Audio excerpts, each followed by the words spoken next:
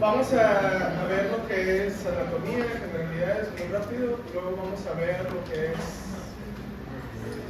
Les voy a tener que encargar otra tarea de pruebas de laboratorio sobre el riñón. O lo hacen ustedes solitos, sin entregar trabajos. Se los iba a encargar, pero el de hígado está muy largo, así que lo vamos a ver. Luego vamos a hablar de algunos trastornos inflamatorios que se llaman glomerulopatías. Y luego todo lo demás está más fácil. Al final vamos a terminar con tumor, que es lo típico de la vida. Siempre termino con tumor. Muy bien. Entonces vamos a hablar del riñón y principalmente de la unidad funcional. ¿Cuál es la unidad funcional del riñón? El glomérulo. Es muy importante que sepamos la histología del glomérulo para poder entender el riñón y la fisiología del glomérulo para poder entender las enfermedades. Entonces, si eso les pasó de noche, ahorita van a sufrir. Y no nos vamos a regresar a ver esas cosas. Entonces, yo les recomiendo que en sus casas le dan una repasada a lo que es histología y fisiología. Muy importante. Okay. Entonces, nomás así para recordar un poquito anatómicamente, el riñón presenta una forma como de frijolito. La zona ilíada le llamamos ilio renal. En el ilio renal es por donde entra la arteria renal, la vena renal, y por donde sale lo que es el uréter y bueno, la pelvis renal que va a formar al final de cuentas el uréter. ¿Okay? En cuanto a la histología, está formado por dos principales partes, que es la médula renal y la corteza renal. En el espacio entre la médula y la corteza tenemos unas arterias que se llaman arterias arcuatas o arterias arqueadas, y estas van a dar lugar a arterias interlobulares que posteriormente dan lo que es la arteriola aferente del glomérulo. Se forma todo el glomérulo y luego tenemos la arteria eferente del glomérulo, que esa posteriormente va a seguir viajando y se va a tener un contacto con lo que son los túbulos colectores para posteriormente ser un sistema venoso que va a regresar como venas arcuatas y todo lo demás para la vena, que ahorita pues no tiene tanta importancia. Me voy a centrar aquí en el glomérulo porque es una de las partes más importantes y ahorita vamos a entrar a glomerulopatías y va a ser, si no tienen bien los conceptos de histología, van a sufrir mucho y lo voy a disfrutar, no sé. Va a ser doloroso, créanme. Entonces es importante saber muy bien la histología. Entonces tenemos la arteriola aferente y aquí dentro del glomérulo, no sé si se acuerdan, es como que tenemos un cable y entonces va a dar muchas vueltas adentro del glomérulo ese cable que es el capilar glomerular. ¿Okay? Entonces aquí tenemos los capilares glomerulares y finalmente va a salir como arteriola eferente. Tenemos algunas otras estructuras dentro. Tenemos la cápsula de Bowman, que la podemos ver aquí, y entonces se forma un espacio que le vamos a llamar espacio urinario. Entonces, ¿qué va a pasar? La sangre, el plasma que está dentro del capilar glomerular se va a filtrar y va a salir líquido hacia el espacio urinario y allí eso se va a transformar en lo que conocemos como orina. ¿Okay? Va a haber algunas sustancias o algunos solutos, como por ejemplo en esa primera orina que se forma vamos a tener proteínas, vamos a tener glucosa y vamos a tener otras sustancias que posteriormente se van a reabsorber. Normalmente no queremos que salga mucha proteína o queremos que no salga nada de proteína y lo que necesitamos que salgan son productos de desecho, ¿sí? Ya sea fármacos que el paciente consumió, desechos que va a ser urea, un subproducto del metabolismo de las proteínas, entre otras cosas. Y la glucosa que también sale, pues es absorbida por las células del glóbulo próximo. Además de eso, uniendo todo, porque si recuerdan, estamos diciendo que es un cable que da muchas vueltas, para unir todo ese cable que no se suelte, tenemos unas células que se llaman células mesanquiales. ¿Okay? Entonces, esas células le dan soporte a todas las células del capilar glomerular, las mantienen unidas, producen matriz extracelular. Además de eso, también tenemos otra célula importante que son los podocitos, ahorita vamos a hablar más de ello. Las células mesanquiales están en toda la cápsula. Fíjense, estas que se ven naranjita aquí, eso representa el mesanquio. No está en toda la cápsula, está en el centro. Es como una manita que sostiene todos los cablecitos que estamos teniendo. ¿Okay? Por fuera, acuérdense que tenemos el aparato yuxtaglomerular, donde tenemos la mácula densa, que se encarga de detectar los cambios en los solutos, los niveles de soluto, y luego estimula las células yuxtaglomerulares para que produzcan renina, y esto luego se transforma en angiotensina, y etc.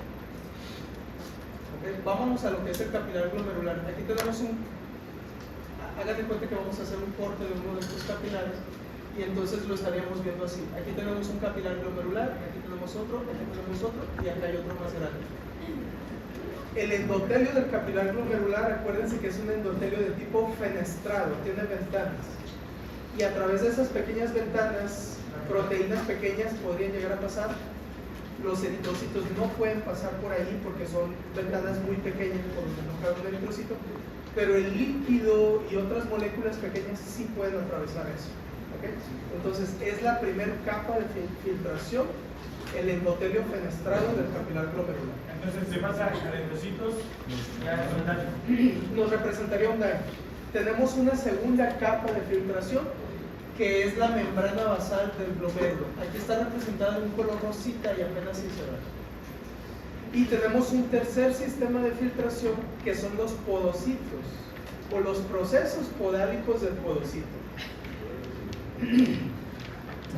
La membrana basal es el segundo. Primer sistema es el endotelio, segundo, membrana basal, tercer sistema de filtración, los podocitos. Los podocitos tienen carga eléctrica. Entonces, si hay alguna proteína con carga eléctrica, no puede atravesar el podocito. ¿Ok? Vamos a seguir avanzando para verlo histológicamente. Aquí tenemos la arteriola aferente. Todo lo que se ve en el esquema aquí ya no se ve bonito, ¿verdad? Es más difícil identificarlo que en un dibujo. Y aquí está la arteriola eferente. Hay que recordar que siempre aquí tenemos un túbulo contorneado distal. Y bueno, se alcanza a ver el espacio urinario. La cápsula de Bowman se ve remarcada de un color azul. Y se ven algunos eritrocitos que forman parte del capilar glomerular. Este cuadro que están viendo a la derecha, este cuadro que ven aquí, lo vamos a estar viendo en las próximas diapos. Va a ser un constante que vamos a ver, pero lo vamos a ver con cambios. Entonces es importante que veamos cómo se ve normalmente un capilar glomerular. Tiene en el centro sus células mesangiales. Las células mesangiales se encargan de producir matriz extracelular, entre ellos la membrana basal. Y entonces tenemos el endotelio fenestrado, entonces va a ser representado con estos pequeños huequitos, la membrana basal, y luego tenemos los podocitos con sus procesos podálicos. Las piernas, los pies. Los piececitos. ¿Okay? Aquí lo vemos en microscopía electrónica. Y entonces tenemos el mesangio, la membrana basal, que es esto que se ve grisecito, y luego acá serían los podocitos, que si se fijan se ven más o menos como deditos, como estos. Entonces, lo que se está filtrando tiene que salir por la fenestración del endotelio, atravesar la membrana basal y luego pasar por los procesos podálicos, por las hendiduras que quedan. Esto estamos hablando de nanómetros, de un espacio bastante pequeño, ¿sí?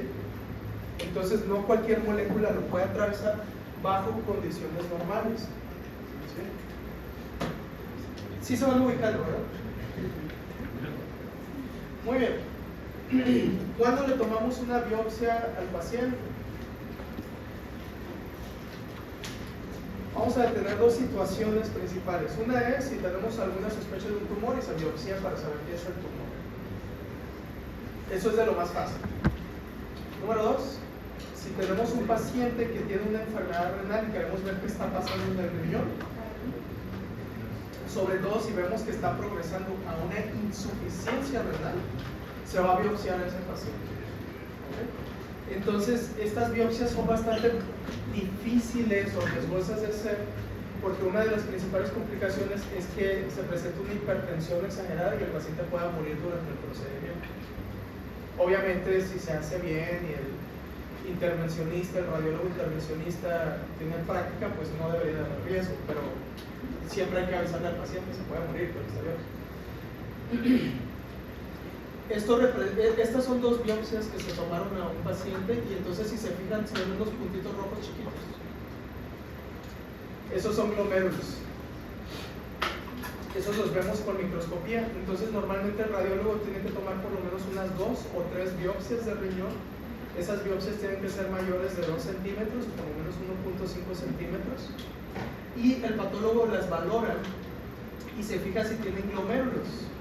Si tenemos glomérulos, entonces lo dividimos. Esta es la parte importante del estudio. El estudio de una biopsia renal para ver alguna glomerulopatía tiene que involucrar lo que es microscopía de luz.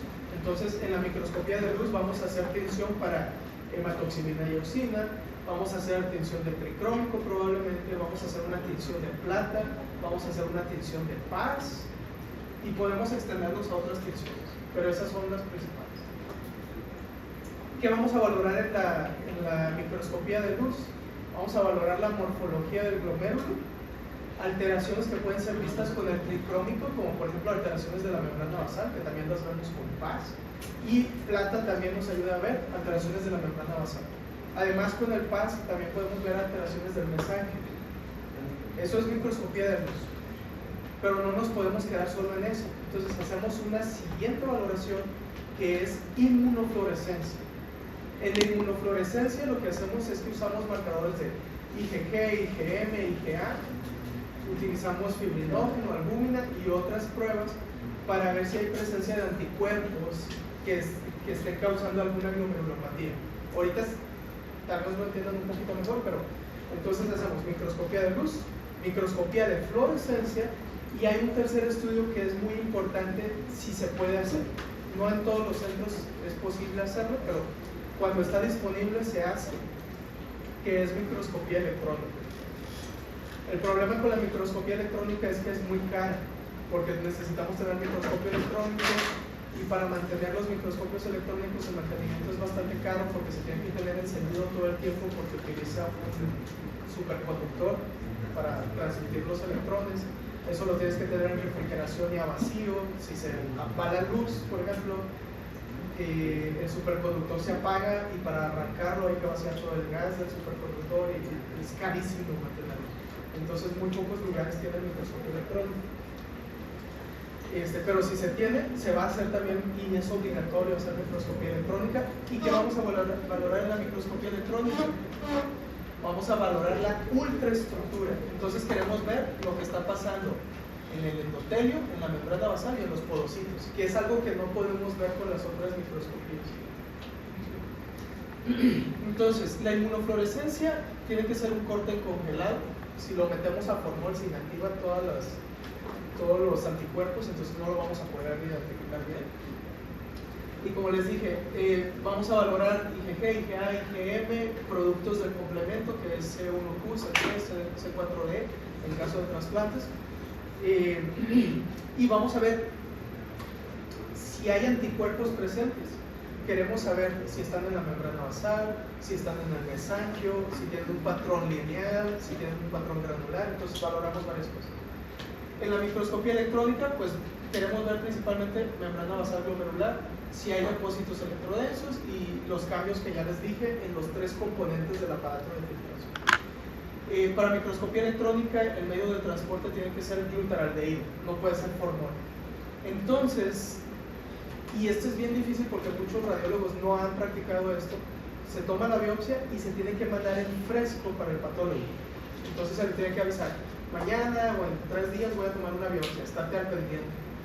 Se la tienen que entregar al patólogo en fresco, el patólogo la tiene que ver en el microscopio y él decide qué parte voy a cortar para inmunofluorescencia, qué parte voy a cortar para microscopía electrónica y qué parte voy a cortar para valoración en microscopio de luz. Entonces la cortamos o la dividimos en 3 partes. Por ejemplo, aquí fíjense, tenemos 2 fragmentos y entonces una sugerencia es este fragmento a microscopía de luz, a microscopía de fluorescencia, 2 fragmentitos que son las orillas a microscopía electrónica y una central a microscopía de luz también. A final de cuentas voy a tener tres cosas, ¿no?, que se tienen que dividir. ¿Cómo lo decía? Tengo que valorar la cantidad de glomérulos que hay y le tengo que dar prioridad a esos glomérulos a lo que es microscopía de fluorescencia, microscopía de luz, son igualmente prioritarios, y luego queda como tercera prioridad, como último, microscopía electrónica. Actualmente, por ejemplo, aquí en Nuevo León no conozco un centro que haga microscopía electrónica, lo hacemos en el HU, pero se decidió, como está muy caro, sale más barato mandarlo a Estados Unidos. Entonces ya no se está haciendo. Punto importante, si sospechan que la enfermedad es muy rara, más biopsias hay que mandar, porque se van a tener que hacer muchos cortes y otros procesos. Aquí eso dijo que son como 2 centímetros. Sí, estos son más o menos, bueno, estas son más fuertes, estas parecían ser de 1,5 centímetros. ¿Y eso qué es como con la aguja? O? Sí, se mete una aguja que se llama truco y hace un corte y te saca un cilindro. El paciente. ¿Cómo se recupera? ¿Y todo eso cómo se recupera? ¿Cómo? ¿O le vas a dejar un huecote ahí en el...? No es un huecote esto. ¿Sabes qué grosor tiene esto? Menos de 1 milímetro. Aquí lo están viendo en un aumento con el microscopio, ¿sí? Por eso se ve así grande. Pero son cosas bien chiquitas que vamos a analizar. También eso hace que sea bien importante cuidarlo.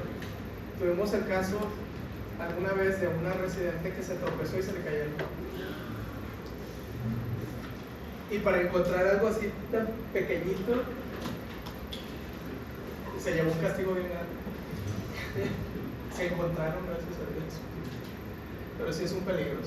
Entonces, microscopía de luz, lo que podríamos ver es, por ejemplo, aquí un glomérulo normal. Fíjense cómo vemos los capilares, que son estos circulitos. Los capilares tienen que verse como medio ovaladitos, onduladitos. Si los vemos totalmente redondos, a veces sospechamos que algo está pasando, sobre todo si todos son redondos. Con la tinción de Paz, lo que se ve más rosa son células mesangiales. Si se fijan, están principalmente en el centro y en la orilla no se ven tanto. Y la membrana basal glomerular es lo que se ve aquí de rosita. Entonces, realmente no vemos muy bien la membrana basal glomerular. Y con la tinción de plata, igual podemos valorar el mesangio, pero principalmente la membrana basal también se tiñe con tinción de plata. Entonces, hacemos una valoración triple de los glomérulos que estamos viendo. Eso con la biopsia. Pero cuando ustedes tienen un paciente que sospechan algún problema renal, se le tienen que pedir pruebas de función renal. Y dependiendo de lo que vaya saliendo, vamos a ir sospechando qué enfermedad tiene. Entonces, algunos conceptos que tenemos que tener en cuenta para pensar en un paciente que tiene algún problema renal, uno de ellos es la azotemia, o también le pueden llamar azoemia, que es la elevación del nitrógeno de urea en la sangre. Eso significa BUN, nitrógeno de urea en sangre. ¿Okay? Normalmente, ¿cómo eliminamos el nitrógeno de urea? O la urea, ¿cómo la eliminamos? La acabo de decir. A través de la orina. Entonces, si el glomérulo no está eliminando eso, esos niveles de urea van a empezar a subir en la sangre. Entonces, uno de los indicadores de que el riñón no está funcionando bien es la elevación del BUN, ¿okay? O el nitrógeno de urea.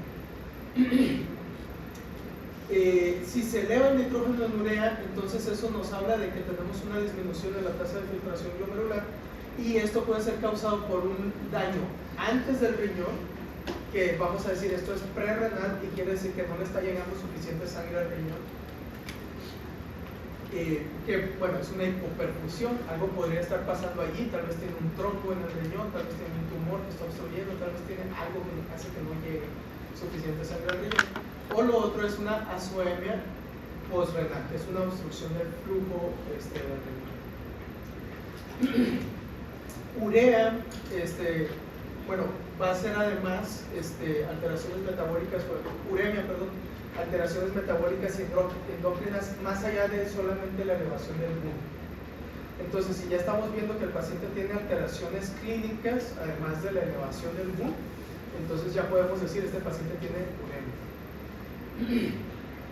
Entonces, algunas de las manifestaciones pueden ser neuromusculares, cardiovasculares, pudiera ser alguna gastroenteritis también que se estuviera manifestando. No sé si se acuerdan del síndrome urémico hemolético que habíamos visto anteriormente en clase. Y ahora, cuando tenemos un paciente con elevación del BUN, con uremia, tenemos que ver otros factores en la química sanguínea. Uno de ellos es creatina, o creatinina más bien. Tenemos que ver si está aumentado o disminuido. Otra cosa es la albúmina, cómo está la albúmina. ¿Okay? Otra cosa que tenemos que ver es un análisis de orina, un ego. Y entonces ahí nos fijamos si hay sangre en la orina o no. Hay otras cosas que vamos a valorar, pero por lo menos ahorita vamos por eso. Y entonces, dependiendo de estos criterios que mencionamos, podemos decir que el paciente puede estar presentando dos enfermedades. Una es síndrome nefrótico y el otro es síndrome nefrítico. ¿Vamos bien? Ahorita los vamos a explicar. ¿Ok? Bueno, otra manifestación, por eso hacemos el ego, si el paciente tiene hematuria o proteinuria. ¿Sí? Es parte de lo que vamos a ver en el reporte de ego para valoración de la función renal. En otras palabras, si yo sospecho que mi paciente tiene un problema en su glomérulo, le tengo que pedir una química sanguínea que me valore el BUN, ¿sí? Que me valore la creatinina, por lo menos. Tengo que pedirle un ego donde me voy a fijar en cómo está sangre en orina y proteínas en orina, mínimo. O sería lo primero en lo que voy a ver, ¿sí? Lo primero en lo que me voy a enfocar en mi valoración. ¿Ok? Otras manifestaciones que podemos tener, lesión renal aguda, vamos a hablar de ello como una disminución de la tasa de filtración glomerular que puede ocurrir en horas o días. ¿Sí?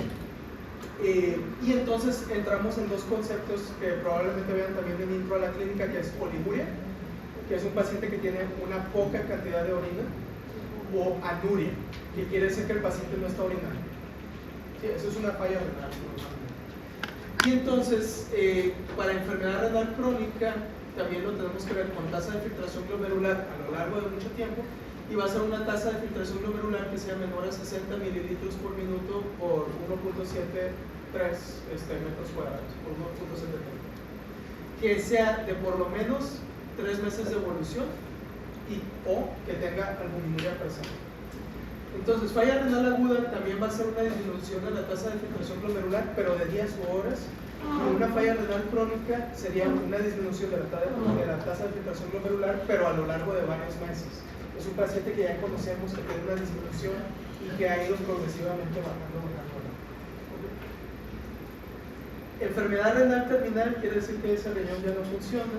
Generalmente es cuando la función renal es menor al 5%, ¿sí? De lo normal. ¿Cuál es la tasa de filtración glomerular normal? Entre 90 y 120 mililitros por minuto sobre 1.73, que es una constante que se decidió. Actualmente hay calculadoras que te sacan la tasa de filtración glomerular rápidamente, y no me voy a meter mucho en los cálculos, ni me voy a meter mucho en cómo hacer esto, ni cómo estimarlo, ni valorarlo, porque lo van a volver a ver en nefro. Y en nefro se los van a explicar bastante bien, les van a dar los rangos que hay para decir que es leve, moderado, severa.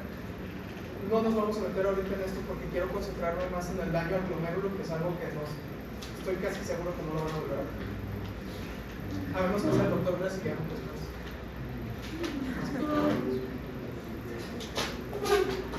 Normalmente, entonces, cuando tienen un paciente que piensa que tiene un daño al glomérulo, casi siempre lo vamos a tener que clasificar o en síndrome nefrótico o en síndrome nefrítico. ¿Sí? Entonces, si ustedes dicen, tengo un paciente con una glomerulopatía, o les va a servir mucho meterlo en uno de estos dos síndromes, aunque no siempre va a ser posible que lo metan en alguno de estos dos, y se va a quedar como que, parece que tiene rasgos nefríticos, pero también nefróticos, se quedó en un intermedio. Entonces, síndrome nefrótico, una de las principales características de un paciente con síndrome nefrótico es que está perdiendo proteínas a través de la orina. Entonces, ¿qué manifestaciones va a tener en su analítica? Uno es proteinuria. Vemos el ego y está perdiendo proteínas. Otra cosa que va a tener en la química sanguínea, ¿cómo va a estar la albúmina? Disminuyendo. ¿Sí? Entonces, es una hipoalbuminemia, pero de causa renal, no hepática. ¿Sí? A tener en consideración. Entonces, es una proteinuria de más de 3, y este es un punto muy importante, se tiene que aprender el número. Es más de 3.5 gramos en 24 horas. Eso se hace con una prueba que se llama proteína en orina de 24 horas. Y le pides al paciente que guarde toda la orina de 24 horas y ya se analizará en el laboratorio. Entonces llegan con sus frascos de orina a entregárselos a la orina. O si está en el hospital, pues vas contando toda la orina. Este número es el más importante de esto, ¿ok?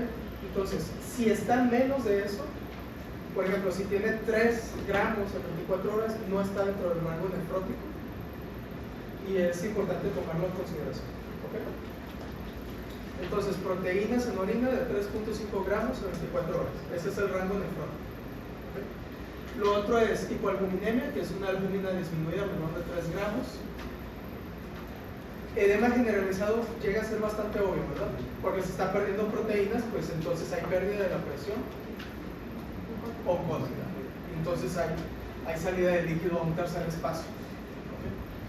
¿Okay? Y lo otro que se puede manifestar es hiperlipidemia y lipiduria, porque generalmente la albúmina y las proteínas ligan los lípidos y entonces no dejan que salgan libremente, y en este caso pues está soltando.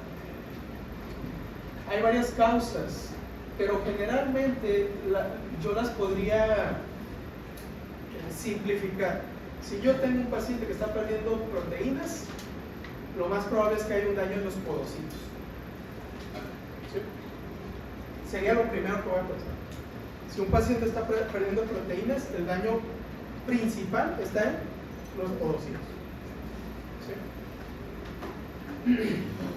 Estoy simplificándoles para que sea fácil que lo entiendan o lo relacionen. Luego ahorita nos vamos a meter a lo difícil. Entonces, causas que podemos tener: permeabilidad de la membrana basal glomerular, disminución, bueno, ya dijimos, tenemos proteinuria, disminución de albúmina, disminución de la presión, salida de flujo a un tercer espacio.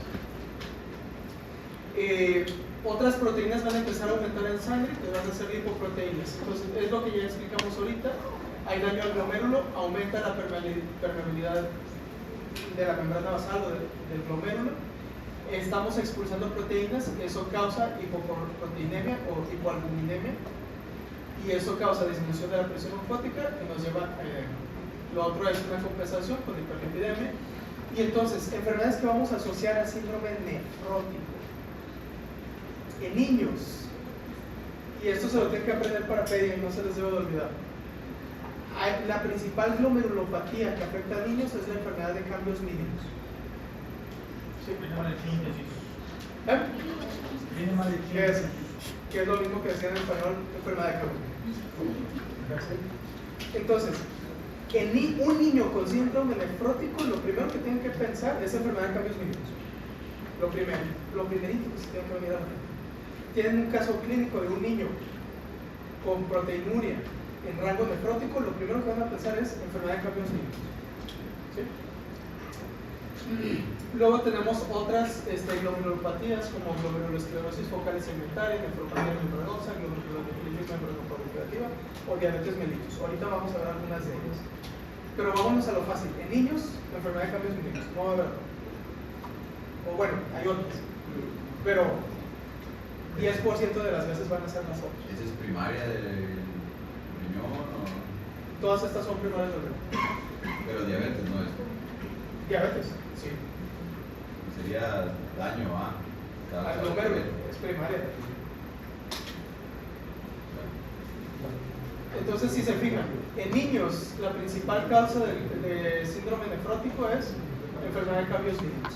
En adultos, si se fijan, se distribuye más entre otros.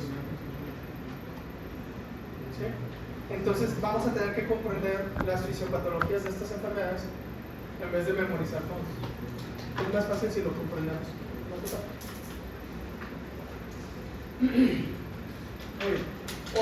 Otras nefropatías, pues glomerulonefritis membranosa, que ya mencionamos, focal y segmentaria, membranoproliferativas y otras. ¿Okay? ya tienen lo más simple, ¿no? Ahora pasamos al síndrome nefrítico. El síndrome nefrítico puede tener proteinuria, pero no llega al rango nefrótico. Entonces no llega a ¿cuánto? A 3.5 gramos en orina de bebé. Pero sí hay proteinuria. Entonces concéntrense en lo que lo caracteriza, que es hematuria e hipertensión. Si yo tengo un paciente que tiene daño, o sea, disminución de la tasa de filtración glomerular, proteinuria, pero que tiene hematuria e hipertensión, lo vamos a meter a síndrome nefrítico. ¿Okay? Entonces, esa va a ser la principal diferencia. Otras cosas que puede tener es azotemia. Generalmente, algo que los va a orientar también a que pudiera ser un síndrome nefrítico es que los pacientes se ponen más graves que los síndromes nefróticos. Y la progresión, o sea, la velocidad en la que el paciente se deteriora es más rápida que los síndromes nefróticos típicamente. Entonces, casi siempre los síndromes nefríticos son más agresivos clínicamente para el paciente que un síndrome nefrótico. Si lo quieren tener también en consideración. Esto generalmente, y bien lo mencionó hace rato Remo, ¿cuál de los tres componentes del sistema de filtración glomerular se encarga de detener a los eritrocitos que ahora están saliendo por la sangre? El endotelio. Entonces, típicamente un síndrome nefrítico, vamos a ver que hay daño al endotelio del glomérulo. Entonces, vamos a tener alguna proliferación, hay infiltrado de leucocitos, vamos a tener inflamación, eso daña el endotelio y tenemos hematuria. Eso también causa disminución de la tasa de filtración glomerular, presentamos oliguria y azotemia. La oliguria y la azotemia, bueno, van a tener que ver con una disminución en la circulación sanguínea también a través del capilar. Como hay disminución en la perfusión del riñón, entonces se activa el sistema renina-angiotensina-aldosterona y aumenta la presión arterial. Entonces, eso nos explica un poquito de la fisiopatología de por qué tenemos un paciente con hematuria e hipertensión. ¿Okay? Causas, si se fijan, son trastornos más inflamatorios y que están causando daño endotelial. Entonces tenemos glomerulonefritis post-infecciosa, que en caso de síndrome nefrítico es la causa de síndrome nefrítico más frecuente en niños. Antes se le llamaba glomerulonefritis post-estreptocócica. Entonces, los casos clínicos casi siempre es un paciente niño que se enferma de una faringoamigdalitis y luego empieza a orinar sangre unas semanas después.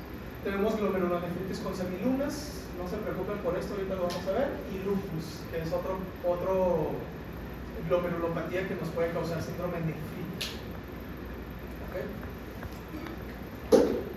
Entonces, lo principal que se deben de llevar aquí de estas dos diapos es síndrome nefrótico, proteinuria. Síndrome nefrítico, hematuria e hipertensión. Puede haber las otras cosas, ¿verdad? Pero no llegan al rango nefrótico. Síndrome nefrótico, daño a los podocitos. Hay daño a la membrana basal glomerular, sí, pero les va a salir un poquito más barato si se enfocan en daño a los podocitos ahorita. Síndrome nefrítico, daño a el endotelio. ¿Okay? Y otra cosa extra es síndrome nefrítico, generalmente hay un problema inflamatorio importante. ¿Okay? Deterioro más rápido y enfermedad más grave. Entonces, bueno, aquí esto les puede ayudar también. Entonces, síndrome nefrítico, hiperglucemia, hiperlipidemia, edema, proteinuria masiva. Síndrome nefrítico, el paciente está teniendo oliguria, hematuria, hipertensión. ¿Okay? Una de las principales causas es nefropatía por IgA, pero ahorita lo vamos a ver. Así que, si quieren, tómenle foto nomás para el recuerdo, o si no quieren tomar foto, pues no lo toman. O no sé, lo deben de tener las diapos también.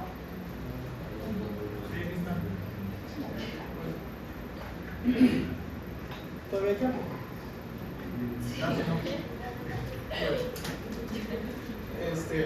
Vamos a empezar con un caso para que vean más o menos cómo se va a presentar en un examen. Entonces tenemos un paciente masculino de 48 años, no tiene datos relevantes en la historia clínica y se presenta al médico familiar por edema generalizado. Y ya hablamos ahorita de esto, entonces vayan haciendo una idea. Lo nota principalmente alrededor de los ojos, miembros inferiores y superiores. Dice que el edema inició hace 2 meses. Ha mencionado que su orina tiene una apariencia espumosa. Punto importante, la espuma en la orina representa proteinuria, como agua de piña, con espumita. Niega fatiga, fiebre, escalofríos, tos, dificultad respiratoria, dolor en pecho, dolor abdominal, náusea, vómito, diarrea, constipación, hematuria, revisiones al piel o alguna otra alteración. Niega haber tomado medicamentos, no tiene antecedentes como diabetes, hipertensión, enfermedad cardiovascular, hepática o cáncer, no ha tomado tabaco ni drogas. Consume alcohol de 1 a 2 bebidas estándar 1 a 2 veces al mes, que es un consumo muy bajo. De 2 maneras no lo hagan. Se los iba a dejar de tarea, pero no. Entonces, cosas que les dejo las preguntas porque son preguntas que les podría poner en el examen. Entonces, tomar consideración. Lista de problemas. Vámonos otra vez. Edad del paciente, 48 años. Si lo vemos así, ¿cuál síndrome cree que sea más probablemente? Nefrótico, muy bien. Entonces ya iríamos pensando, ahorita no conocemos todas las nefropatías, pero podríamos pensar en una segmentaria, focal y segmentaria, en una membranosa, etc. Luego lo vamos a ver. A la exploración física, el paciente tiene una temperatura de 36.6, frecuencia cardíaca normal, respiración es normal, presión arterial está un poquito elevada, pero no me asustó todavía. Al examen físico, el paciente tiene un aspecto con edema periorbitario bilateral, edema con fobia. La fobia es una prueba que se hace en la piel, generalmente es a nivel de donde tenga el edema, que va a ser alrededor o cerca del malleolo tibial.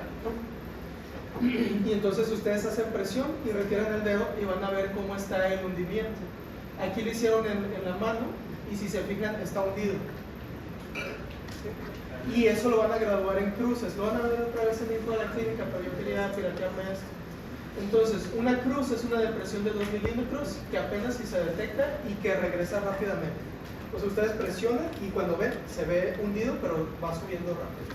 2 cruces, se puede hundir el edema hasta 4 milímetros de profundidad y tarda unos segundos en regresar. 3 cruces, 6 milímetros de profundidad y ya toma bastante tiempo en regresar. Y 4 cruces tarda muchísimo tiempo. O sea, le presionan al paciente y ahí se queda y siguen en la consulta y ahí sigue el edema. ¿Okay? Entonces, así se va graduando y se va documentando. ¿Okay? Entonces, este paciente tiene edema de una cruz en 2/3 desde las muñecas hasta los codos y edema o fobia, 2 cruces en las rodillas y bueno, los tobillos también están edematosos. O sea que lo exploraron. ¿Dónde tiene edema? Sí. ¿Por qué hay más edema en miembros inferiores que en miembros superiores? Por la gravedad. Entonces generalmente va a ser así. Además le hacen percusión en tórax posterior y hay algo de matidez, eso nos podría hablar de que perdió tantas proteínas que tal vez está teniendo un derrame. Podríamos pensarlo, ¿no? Y entonces, por lo menos podríamos tener 6 diferentes diagnósticos diferenciales. Tenemos que pedirle pruebas de laboratorio, ya hablamos de ellas ahorita. Mínimo una química sanguínea que nos pida albúmina, creatinina,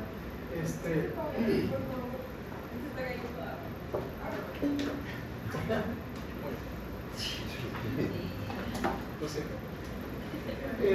Y le vamos a pedir el ego, que va a ser bastante importante. Le pidieron además biometría hemática, perfil tiroideo. ¿Por qué perfil tiroideo? Porque un hipotiroidismo también nos puede dar edema y alteración. La albúmina, ¿cómo la trae? Baja. Lípidos en sangre que están elevados. Proteinuria de 4 cruces. Proteínas en orina de 24 horas, 5.5. Está en rango nefrótico. Muy bien. Le hicieron además anticuerpos antinucleares en valores normales, niveles de C3 y C4 en sangre dentro de valores normales. Se valora para virus de hepatitis B y C para descartar alguna causa hepática, están negativos, y el electrocardiograma normal. Ahora sí, ¿cómo catalogan a este paciente? ¿Síndrome nefrótico? Ok. Enfermedades dentro de este síndrome, les recomiendo que cuando terminemos este tema de glomerulopatías hagan una tabla y pongan cuáles son síndromes nefróticos, cuáles son síndromes nefríticos. Y entonces ahora sí, ¿qué le vamos a hacer al paciente?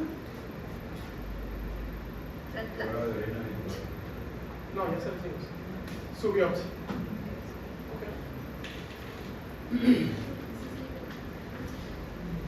Entonces aquí tenemos unos glomérulos, tienen un ligero engrosamiento de la pared de los capilares y entonces se empiezan a ver más redonditos los glomérulos y un poquito más gruesos en esa zona, que es la zona más periférica del glomérulo. Acá también podemos ver algunos engrosados, de hecho algunos ya están tapados.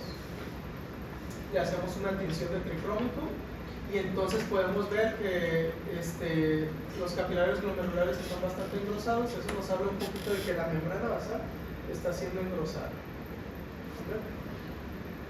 Nos vamos a una tinción de plata y no sé si se fijan como que se ven unas espinitas. ¿Sí las ven? Bueno, esas bolitas que ven negritas. ¿Sí las ven? Ok. Entonces, la membrana basal es lo que se ve más o menos de rosa. Aquí se ve un poquito mejor, pero tiene estas bolitas. ¿Okay?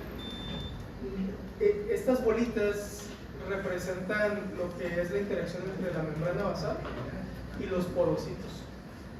Y entonces estamos viendo como que se están haciendo esos puntitos negritos. Ahorita lo vamos a explicar un poquito mejor.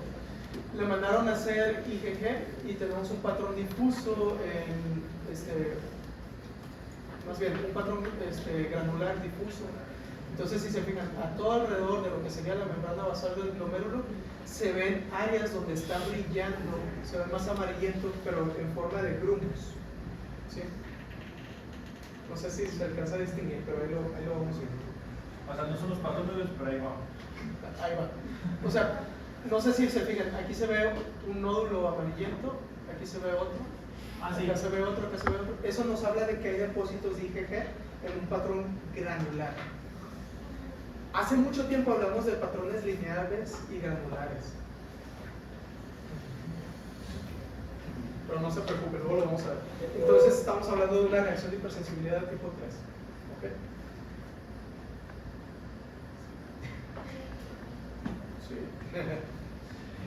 Bueno, va a ser importante que recuerden todas esas partes, ¿no? Hicieron microscopía electrónica y miren, la membrana basal, el endotelio está bien.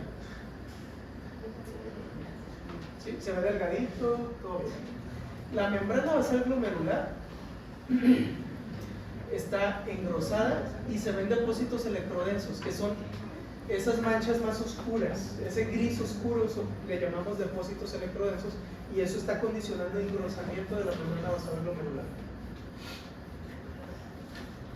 ¿Sí lo notan?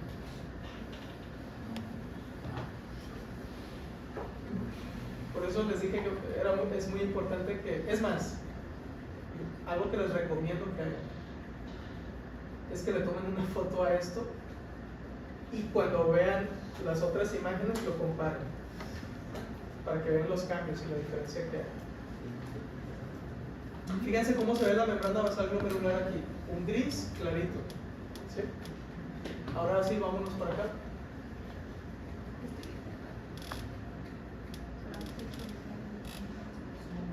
Y ahora sí notan esas bolotas, esas jorobas, gris oscuro.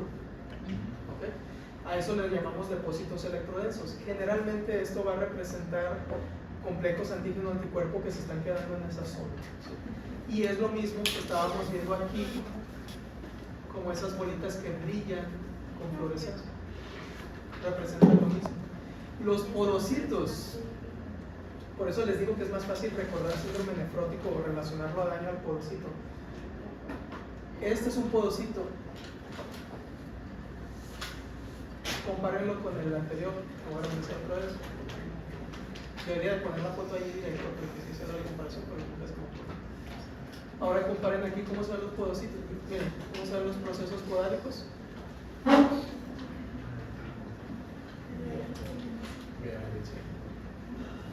Se ven separados como deditos.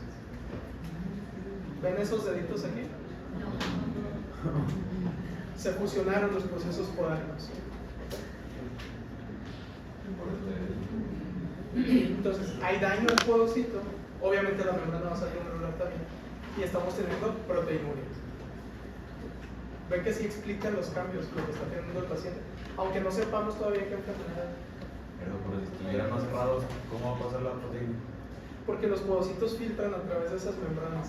Pero si están cerrados. Si está cerrado, pasan las proteínas. Está raro, yo también lo he pensado, pero así funciona. Muy bien.